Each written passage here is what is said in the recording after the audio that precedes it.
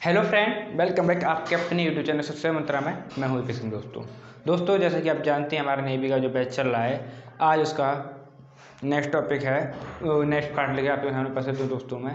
तो दोस्तों हम इस जैसे कि आप जानते होंगे ये जो हमारा प्रोसेस चल रहा है इसमें मैं आपको साइंस पढ़ाता हूँ। और साइंस में दोस्तों पहले फिजिक्स, केमिस्ट्री, फिर बायो, फिर कंप्यूटर साइंस, ये 4 पार्ट होते हैं साइंस के नेवी के लिए। तो सबसे ज़्यादा इसमें पार्टिसिपेंट जो होता है वो फिजिक्स का होता है, उसके बाद केमिस्ट्री का, उसके बाद बायो का, और फिर सबसे लास्ट में कंप्यूटर साइंस के साथ लगभग एक ही चैप्टर होता है इसमें। तो दोस्तों मैं आपको आज फिजिक्स में next topic next part start करने वाला हूँ। वो देखिए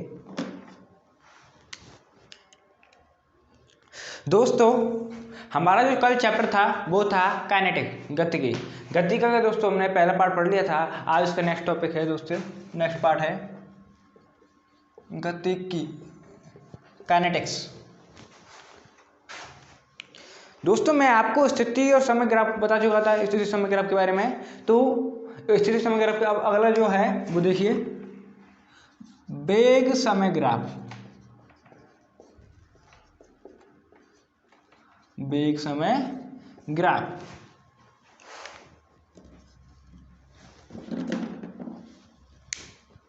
वेग समय ग्राफ में क्या होता है दोस्तों कि इसमें भी मुख्य रूप से 4 पार्ट होते हैं, जैसे कि मैंने आपको उसमें दिखाया था,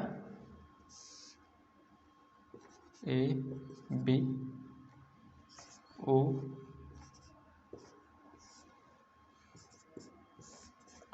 ये है वेग, यहाँ वेग को रिप्रेजेंट कर रहा है, और टी टाइम अर्थात समय को रिप्रेजेंट कर रहा है। कोई वस्तु मतलब इस टाइप से किसी वस्तु को दर्शा रहे हैं कि ए अभी एक स्ट्रेट लाइन में है और टी के समांतर है तथा वी के लंबवत है दोस्तों। ठीक है, तो ये वाली कंडीशन आती है, तो वो कब आती है दोस्तों? ये कंडीशन तब आती है जब कण नियत वेग अर्थात शून्य त्वरण से गति कर रहा हो। कण का वेग नियत हो, क्योंकि यहाँ पे भी समान, यहाँ पे समान, यहाँ पे समान। इसका मतलब क्या है कि कण का वेग नियत है, और जब कण का वेग नियत हो जाएगा दोस्तों तो उसका त्वरण कैसा हो जाएगा? शून्य त्वरण के गति कर रहा हो।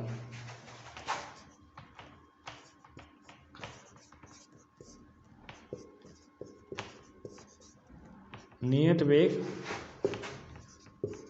शून्य त्वरण से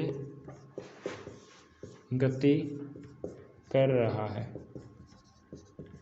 ये इसका मतलब है।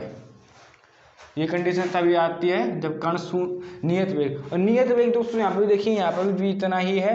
मतलब अगर यहाँ से देखें तो ये 20 का पार्ट, ये 40, ये अगर 60 का हो तो यहाँ पर भी 60, यहाँ पर भी 60, यहाँ पर भी 60, अर्थात कण का वेग कितना नियत है दोस्तों। शून्य नहीं बोल सकते, क्योंकि शून्य होता तो फिर हमारे यहाँ पर होता, ये रेखा ए भी यहाँ होती।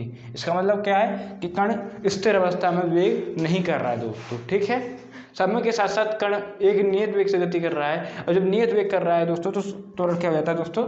शून्य हो जाता है। आइए अगले को देखते हैं।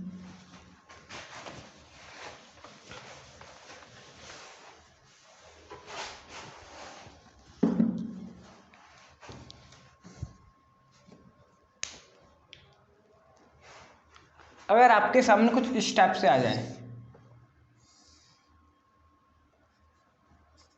बी ऊपर की ओर और टी इधर की तरफ, ये ओ, ये इधर को, ये बी। अगर आपके सामने कुछ इस टाइप से आ जाए तो कण का प्रारंभिक वेग तो है कुछ, ठीक है, अब प्रारंभिक वेग के साथ एक नियत त्वरण से गति कर रहा है। क्या? कण प्रारंभिक वेग, यहाँ पर ये नहीं कह सकते प्रारंभिक वेग उसका 0, अगर प्रारंभिक वेग 0 होता तो फिर यहाँ से कुछ इस टाइप से डॉट डॉट ये वाली लाइन बनती, जिसका मतलब क्या है कि कण का प्रारंभिक वेग 0 है और वो एक नियत त्वरण से गति कर रहा है। लेकिन दोस्तों यहाँ देखिए प्रारंभिक 0 नहीं है, क्योंकि प्रारंभिक में इतना दूर इतना वेग उसका प्राप्त है, अर्थात कण प्रारंभिक के साथ एक नियत त्वरण से गति कर रहा है दोस्तों। इसका मतलब ये है।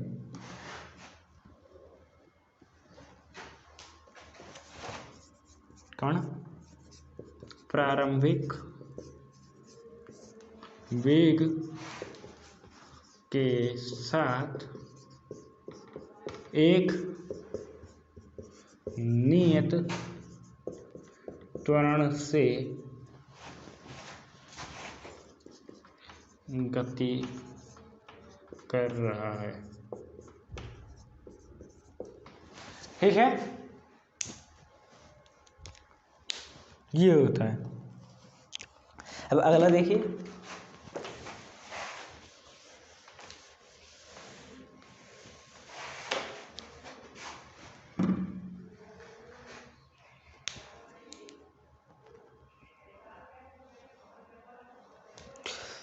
यदि कंडीशन कुछ इस टाइप से बने,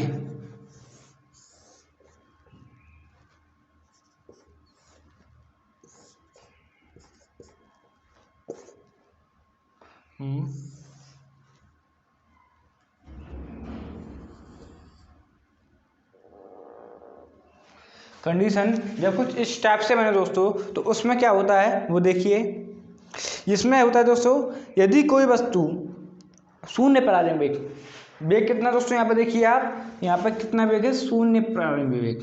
कोई वस्तु शून्य प्रारंभिक वेग के साथ एक बढ़ते हुए त्वरण से, पहले इतना है, फिर इतना, फिर इतना, फिर इतना, फिर इतना, फिर इतना है। इसका मतलब क्या है दोस्तों, कोई वस्तु शून्य प्रारंभिक वेग के साथ बढ़ते हुए त्वरण से गति कर रही है, तो ये कंडीशन आती है।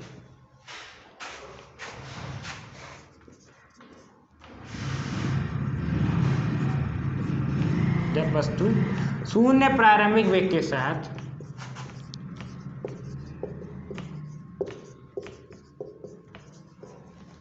बढ़ते हुए त्वरण से गति करती है,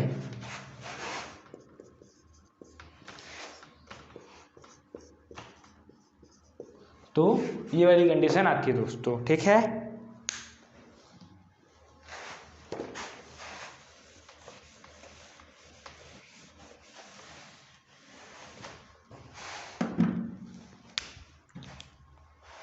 अगला देखिए,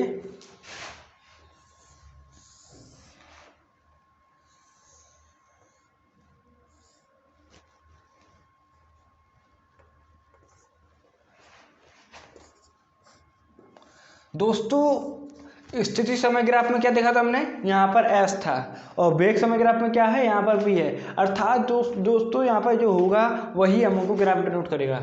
यहाँ पर वी टी आएगा तो वेग समय ग्राफ है, वेलोसिटी टाइम। जो ये वाली कंडीशन बननी है दोस्तों, ये क्या रिप्रेजेंट कर रही है कि कोई वस्तु दोस्तों घटते हुए त्वरण से गति कर रही है। मैंने कल आपको बताया था, घटते हुए त्वरण को क्या कहते हैं दोस्तों, मंदन कहते हैं।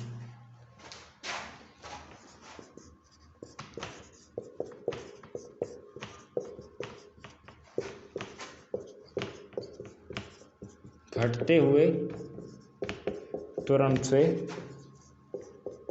गति कर रही है, और घटते हुए त्वरण को मंदन कहा जाता है।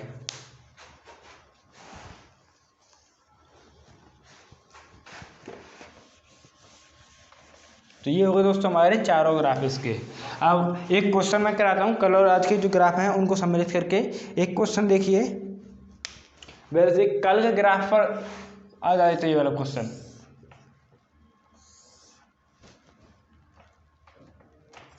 ये दूरी को डिनोट कर रहा है ऊपर वाला, नीचे वाला समय को डिनोट कर रहा है।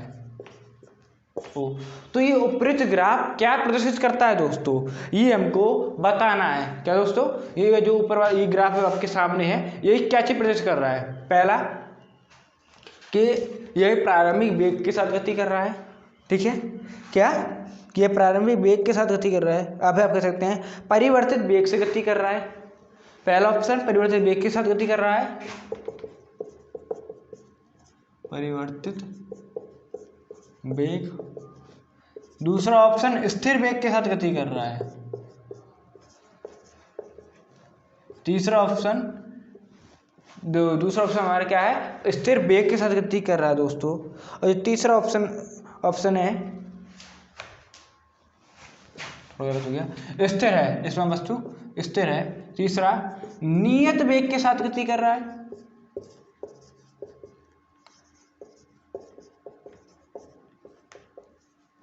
गति कर रहा है। अभी चौथा ऑप्शन इसमें है नियत त्वरण के साथ गति कर रहा है,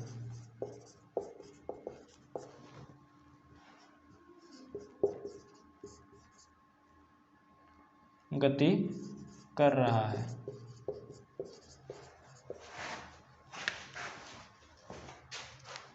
दोस्तों जब आपके सामने कुछ इस टाइप की स्ट्रेट लाइन आ जाए तो उसके लिए मैं आपको बता दूं, जैसे कि मैंने अभी आपको बताया था पिछले में, क्या है, अगर यहाँ पर ये b का होता, ये t का होता, तो ये नियत त्वरण के साथ गति कर रहा होता। क्या, नियत त्वरण के साथ गति कर रहा है, लेकिन यहाँ पर दूरी और समय का ग्राफ है, इसीलिए कि क्या है, नियत वेग के साथ गति कर रहा है। दोस्तों इस टाइप के क्वेश्चन अक्सर एग्जाम में आ जाते हैं, तो उनमें बच्चे कन्फ्यूज हो जाते हैं।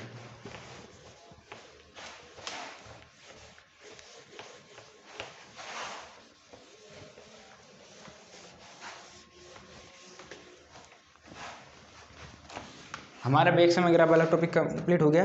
अब आते हैं अगले टॉपिक पे, वो है गति के समीकरण। गति के समीकरण, ये समीकरण है क्या दोस्तों? आखिर में आपने बहुत सुना होगा गति के समीकरण, प्रथम समीकरण, द्वितीय समीकरण, तृतीय समीकरण, लेकिन ये समीकरण क्या है? जैसे इनको न्यूटन की गति के समीकरण भी कहा जाता है, या गति के समीकरण की बात देखिए, क्योंकि हमारा बात ये नहीं कि न्यूटन के समीकरण या गति के समीकरण, हमारा बात है कि वो समीकरण कौन से हैं। हमारा मेन फोकस किस पर रहेगा? समीकरण कौन से, हमको समीकरण याद करना है, ना कि ये कि गति के समीकरण या न्यूटन के समीकरण, दोनों में क्या डिफरेंस है। ये सब कुछ नहीं, दोनों एक ही हैं, ठीक है। ये दोस्तों जब कोई वस्तु सीधी रेखा में एक समान त्वरण से गति कर रही है, मतलब ये इस रेखा है कुछ इस टाइप से जा रही है, सीधी रेखा आप कह सकते हैं यहाँ से, इसको भी जब आप कहेंगे, जैसे कि आप कहेंगे कि दिल्ली से कोलकाता जाना है, तो वो सीधी रेखा तो नहीं होगा, क्योंकि आपने देखा होगा कुछ इस टाइप से रास्ता है, NH2 वाला इस टाइप से होता है, तो उसमें सीधी रेखा क्यों मानते हैं पता दोस्तों? क्योंकि यहाँ से लेके छोटी छोटी गति देखी जाती है, यहाँ से लेके यहाँ से ये गति देखी जाएगी, फिर यहाँ से लेके ये देखी जाएगी, तो यहाँ पर क्या है, स्ट्रेट वाला लाइन हो जाता है, उसको एक स्ट्रेट मान लेते हैं। यहाँ से लेके यहाँ तक ये तो इतनी दूरी है, लेकिन अगर उसको सीधा खाना है तो यहाँ से लेकिन यहाँ तक हो जाएगी दूरी, ठीक है। जब इसकी दूरी मापते हैं होता तो सिर्फ इतना है, जब आपने देखा दिल्ली से कोलकाता की दूरी तो इतनी है, लेकिन ये सड़क मार्ग है जो दिखा रहा है वो इतना लंबा हो जाता है। क्यों? क्योंकि दोस्तों यहाँ पर घुमावदार होता है, ठीक है दोस्तों। तो जब कोई वस्तु किसी एक समान वेग से किसी सरल रेखा में गति करे, ठीक है, जब कोई वस्तु एक सीधी रेखा में एक समान वेग से नहीं, एक समान त्वरण से गति करे, क्योंकि वेग होगा तो फिर लफड़ा हो जाएगा, एक समान त्वरण से एक सीधी रेखा में गति करे, तो वेग, त्वरण और दूरी के बीच में जो संबंध होते हैं उनको हम क्या कहते हैं दोस्तों? गति के समीकरण, या आप कह सकते हैं न्यूटन के गति के समीकरण दोस्तों, ठीक है। पहला देखिए इसमें b बराबर u प्लस AT, ठीक है। दूसरा क्या है दोस्तों? s बराबर ut plus half AT square, और तीसरा क्या है? b स्क्वायर बराबर u स्क्वायर प्लस 2as। दोस्तों अब आपने कहा कि ये है क्या, ये समीकरण स्टेप्स है, ये तो आपको खैर याद करने पड़ेंगे, लेकिन ये है क्या b u AT, ये सब क्या, तो मैं आपको यहाँ पे बता देता हूँ। u दोस्तों क्या है, सबसे पहले u देखते हैं। u है प्रारंभिक वेग,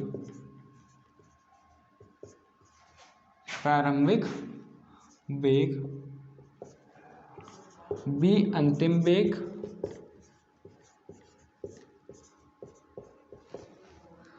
t टाइम, समय कह सकते हैं आप, ठीक है।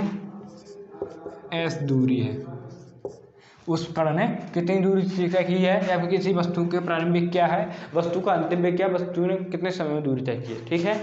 अब दोस्तों एक बात और है, खैर ये समीकरण बहुत इंपॉर्टेंट है, और आपको एक बात हमेशा ध्यान रखिए, जब भी मैं ग्रीन पेन से कुछ, ग्रीन मार्कर से कुछ लिखाता हूँ तो उसको आप नोट कर लीजिए करिए।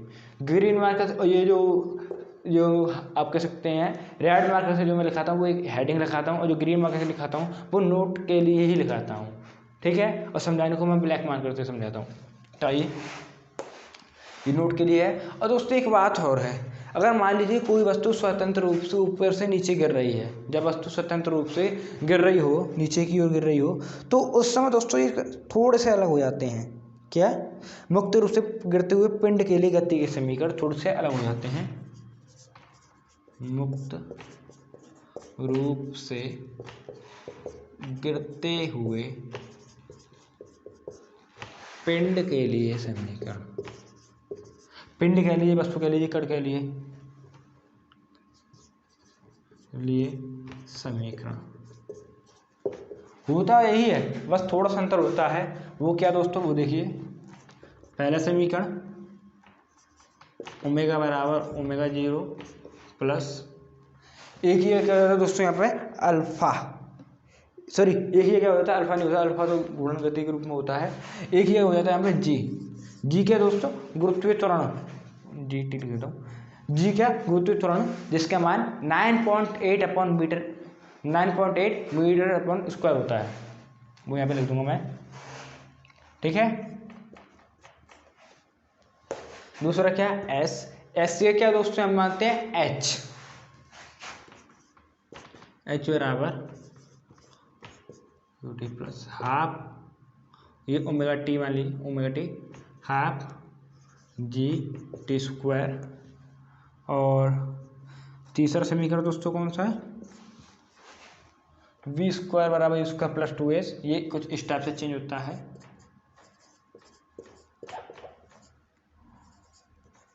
ठीक है। ये इस टाइप से चेंज होता है दोस्तों। यहाँ पर होता क्या दोस्तों कि ये जो है, यहाँ पे थोड़ा गलत हो गया मेरा, ये समीकरण मैंने आपको घूर्णन गति संबंध लिखा दी,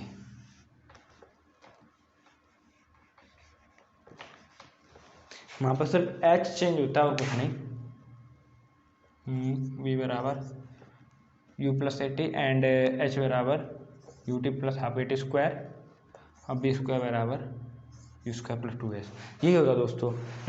जो मैंने सब जो ओमेगा और ओमेगा 0 है वो हमारे आगे वाले समीकरण में यूज होंगे, वो इसमें नहीं होने के दोस्तों। ये तो है जब कोई वस्तु ऊपर से लेके नीचे गिर रही हो, ठीक है। पहले आपको इनके मान करेगा, उसमें जी का क्या है लफड़ा, जी बराबर गुरुत्वीय त्वरण विय त्वरण, जिसका मान 9.8 मीटर अपॉन सेकंड स्क्वायर। दोस्तों कई जगह हम 9.8 को 10 मान के इसको जो न्यूमेरिकल होते हैं उनको हल करते हैं, तो वो कंडीशन के ऊपर होता है। जहाँ पर हमको दिया हो कि 9 जी को 10 मानिए तो वहाँ पर हम 10 मानते हैं, लेकिन मोस्टली जो क्वेश्चन होते हैं वहाँ पर हम क्या मानते हैं दोस्तों, जी को 9.8 मान के हल करते हैं। और जो एच है वो क्या है, ऊंचाई, कितनी ऊंचाई से पिंड गिराया जा रहा है, वस्तु की ऊंचाई।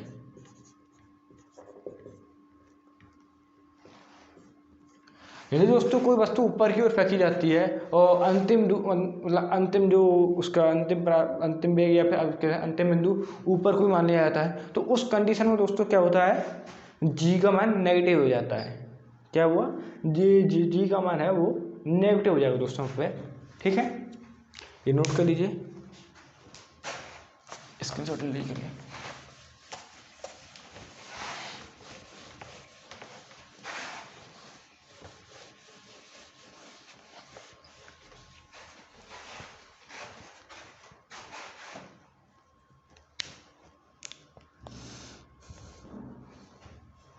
अब आइए अगले पे आते हैं, वो है वृत्तीय गति।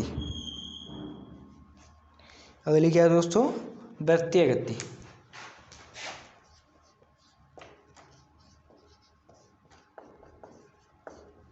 ये क्या होता है, आइए इसके बारे में जानकारी करते हैं।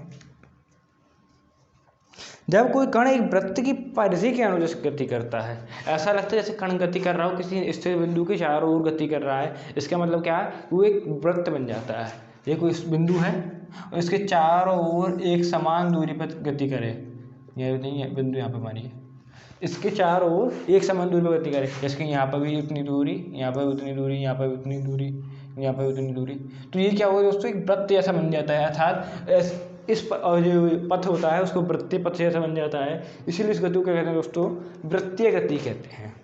क्या, वृत्तीय गति कहते हैं, ठीक है।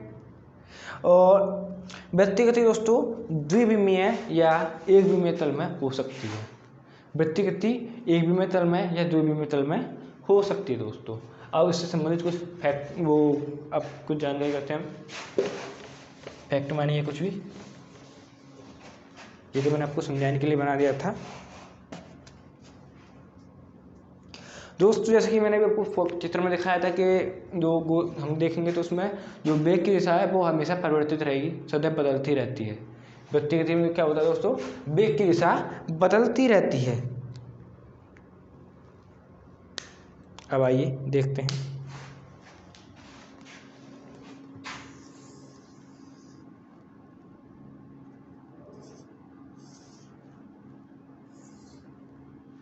यहाँ पर ए बिंदु है, ये बी बिंदु है। यहाँ पर इसकी जो वेग की दिशा होगी दोस्तों वो कुछ स्टेप से होगी v1, और यहाँ पर जो वेग की दिशा होगी दोस्तों कुछ स्टेप से होगी v2। अगर हम और कोई बिंदु माने दोस्तों वहाँ पर वेग की दिशा बदल जाएगी। इसके मध्य जो कोण है उसको डी फाइव नहीं डी थीटा मानिए, ज़्यादा बेटर है। ठीक है, d5 भी कह सकते हैं आप, बात एक ही दोनों की। और ये जो दूरी है इसको तो आप ds कह सकते हैं। ये जो चाप है इसको आप ds के नाम से कह सकते हैं। ठीक है, और क्या दोस्तों, जैसे कि दोस्तों मैंने आपको बताया था इसकी गति हमेशा बदलती रहती है। इसकी गति दिशा यहाँ पे इधर को है, यहाँ पे इधर को है। अगर हम इस बिंदु को मानते हैं, इस बिंदु पे कुछ स्टेप से होगी, इस बिंदु पे कुछ स्टेप से होगी, और इस बिंदु पे कुछ स्टेप से होगी दोस्तों। तो यहाँ पे क्या हो रहा है दोस्तों, वेग की दिशा इसकी लगातार परिवर्तित हो रही है। ठीक है, अब इससे संबंधित में कुछ मुख्य पद हैं वो देखिए। पहला क्या है, कोणीय विस्थापन। ये क्या होता है, कोणीय विस्थापन। ये होता क्या है दोस्तों, वो देखिए। कण की प्रारंभिक व अंतिम स्थिति के मध्य का जो कोण जो कण द्वारा घूर्णन अक्ष पर अंतरित होता है, कोणीय विस्थापन कहलाता है। क्या, कण की अंतिम तथा प्रारंभिक स्थिति के मध्य कोण, कण की अंतिम और प्रारंभिक स्थिति के मध्य का कोण जो कण की घूर्णन अक्ष पर अंतरित होता है वो क्या कहलाता है दोस्तों, कोणीय विस्थापन कहलाता है। ठीक है, कोणीय विस्थापन दोस्तों ये इसमें इसके हम देख पा रहे हैं कि ओ ए सदिश और ओ बी सदिश के मध्य जो कोण है वो हमारा जो डी थीटा कोण है वो क्या है, कोणीय विस्थापन है। और इसको सामान्यतः किस में पाया जाता है, ये तो आप पहले से पढ़ेंगे। कोण आ गया तो कोण है मतलब रेडियन में मापा जाएगा। कोण की अंतिम तथा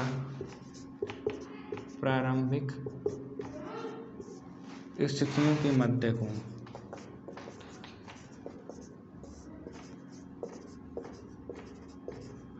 मध्य कोण को कोणीय विस्थापन कहते हैं।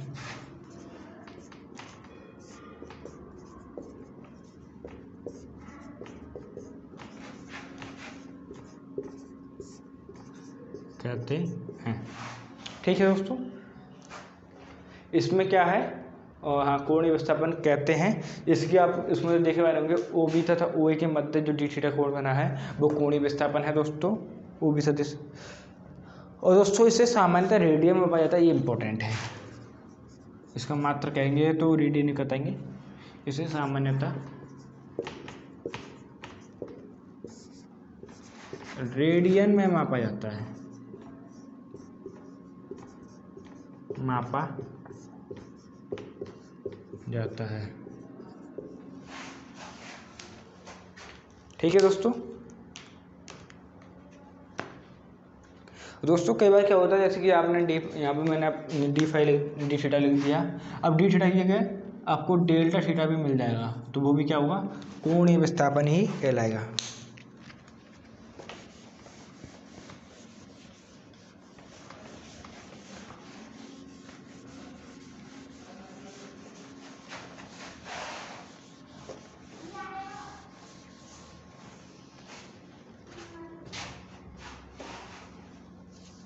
अगला पॉइंट देखिए, कोणीय वेग।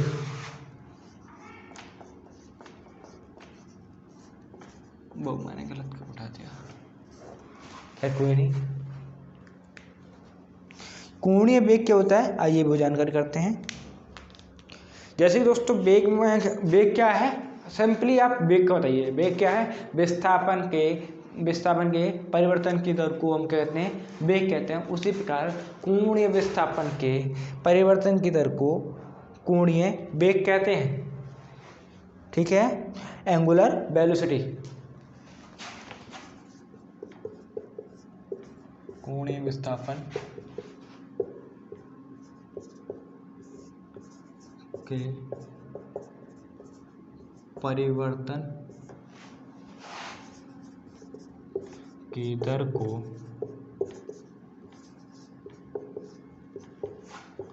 कोणीय वेग कहते हैं।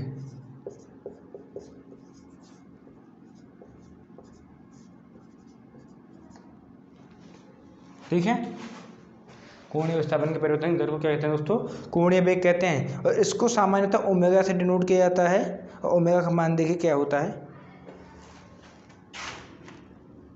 अतः कोणीय वेग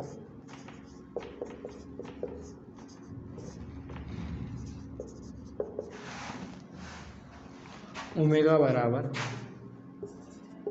limit t tends to 0 delta theta upon delta T. यह कोणीय वेग का आप कह सकते हैं एक तरह से फॉर्मूला है, या फिर ओमेगा बराबर डी ओमेगा बराबर डायरेक्टली लिख लिए डी ओमेगा बराबर D theta upon d T. ठीक है, वो अपकलन के रूप में हुआ जो मैं आपको बता रहा हूँ, डी ओमेगा बराबर D theta upon d T. लेकिन वो भी यहाँ पे आप लिख लीजिए, ज़्यादा बेटर होगा।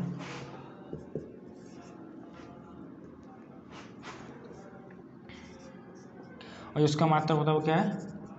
रेडियन पर सेकेंड। क्योंकि डी थीटा का मात्रक रेडियन और टाइम का मतलब सेकेंड, तो रेडियन पर सेकेंड इसका मात्रक हो जाएगा। अब दोस्तों एक चीज़ और है दोस्तों, ये एक अच्छी राशि है, अच्छे सदिश राशि है। कैसी राशि? अच्छे सदिश। सदिश में कौन सा सदिश? अच्छे सदिश दोस्तों। और इसके जो अच्छे सदिश है, इसको जो मतलब अच्छे निकालेंगे या फिर जो सब दिशा इसकी कैसे याद की जाती है? दाएं हाथ के आप कह सकते हैं दक्षिण हस्त नियम से ज्ञात की जाती है, फिर दाएं हाथ के नियम से ज्ञात की जाती है दोस्तों इसकी नियम जो है। और दोस्तों इसकी इकाई क्या है? रेडियन अपॉन सेकंड में मैं लिख दिया हूँ।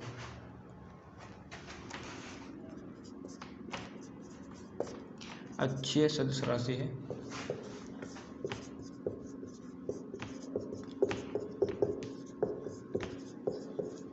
जिसकी दिशा दक्षिण हस्त नियम से क्या की जाती है? हस्त नियम से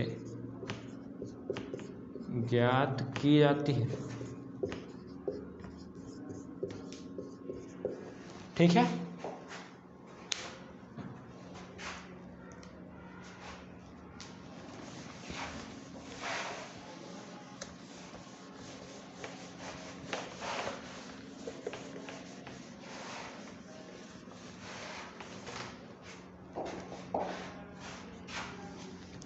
दोस्तों कोणीय वेग और रेखीय वेग में एक संबंध होता है, वो भी लिख लीजिए।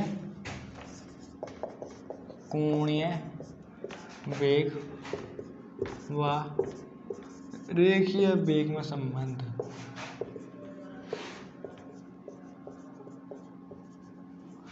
कोणीय वेग और रेखीय वेग में क्या संबंध होता है दोस्तों? वो देखिए, v बराबर आर ओमेगा, जहाँ आर क्या है दोस्तों? वृत्तीय पथ की त्रिज्या, v रेखीय वेग और ओमेगा कोणीय वेग।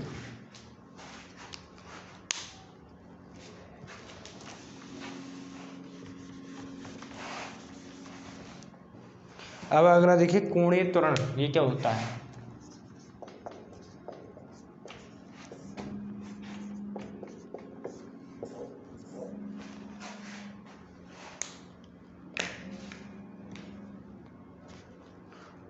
दोस्तों कोणीय त्वरण कैसे कहते हैं वो देखिए, कोणीय वेग परिवर्तन की दर कोणीय त्वरण कहलाती है। सेम टू सेम वैसे ही जैसे वेग परिवर्तन की दर त्वरण कहलाती है, उसी प्रकार से कोणीय वेग परिवर्तन की दर कोणीय त्वरण कहलाती है।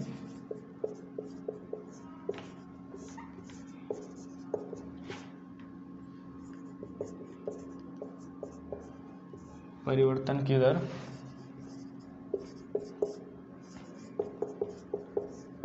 कोणीय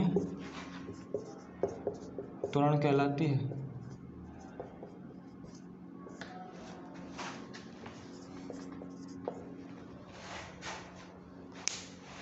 ठीक है दोस्तों। अब कोणीय त्वरण है तो दोस्तों इसका भी कोई ना कोई वो होगा। कोणीय त्वरण को दोस्तों किससे रिप्रेजेंट करते हैं? अल्फा से। किससे?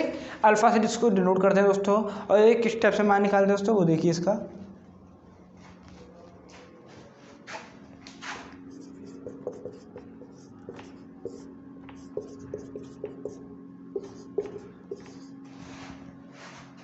ये किसकी प्रोसेसिंग दर? कोणीय वेग की। तो डी अपॉन डी टी, यहाँ पर क्या आएगा? D omega.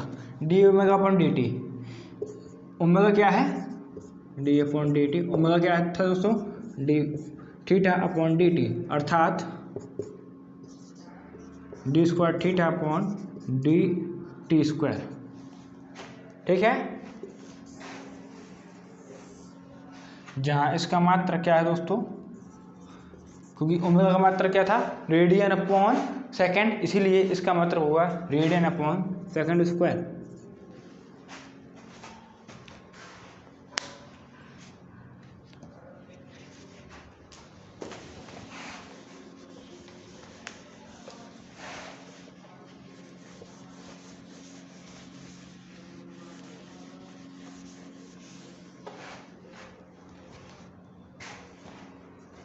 आइए अगले टॉपिक पे आते हैं, जो हमारे लास्ट टॉपिक कह सकते हैं आप।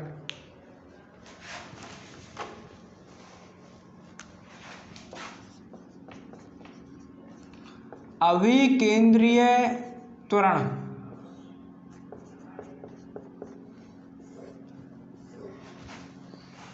तथा अभिकेंद्रीय बल।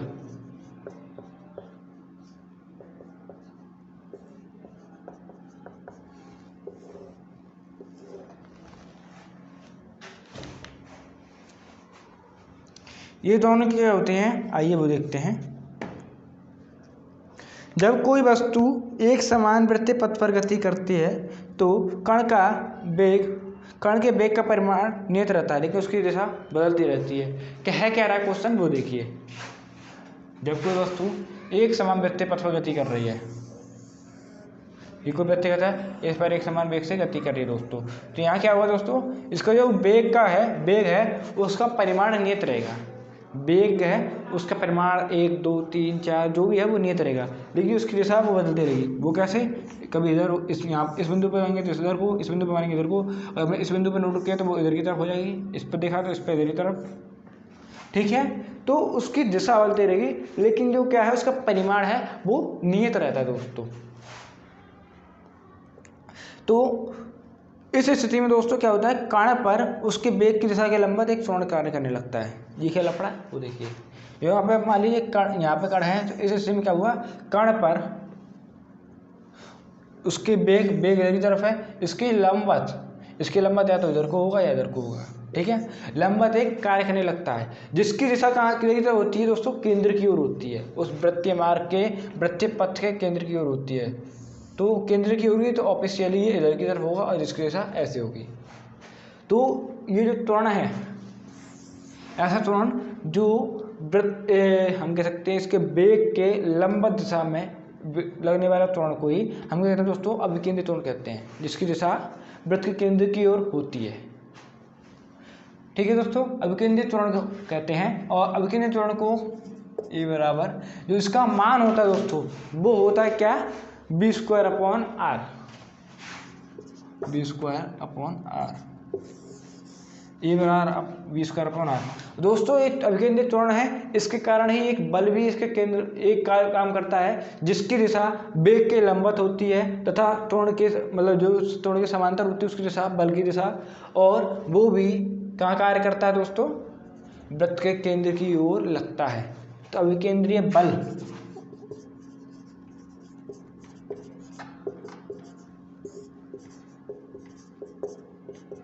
F बराबर क्या हो जाएगा दोस्तों?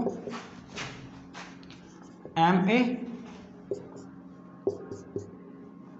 एम का मान एम, ए का मतलब यहाँ से निकाल के हमने बी स्क्वायर अपॉन आर। तो M B square upon R, इस पर बहुत सारे क्वेश्चन आते हैं, इसको जरूर देखिएगा। तो ये ए बराबर ये है। ठीक है, जहाँ इसका मात्रा क्या होगा? मीटर पर सेकंड स्क्वायर, ये तो सिंपल ही है। इसका मात्रा आप कह सकते हैं न्यूटन। Okay friends,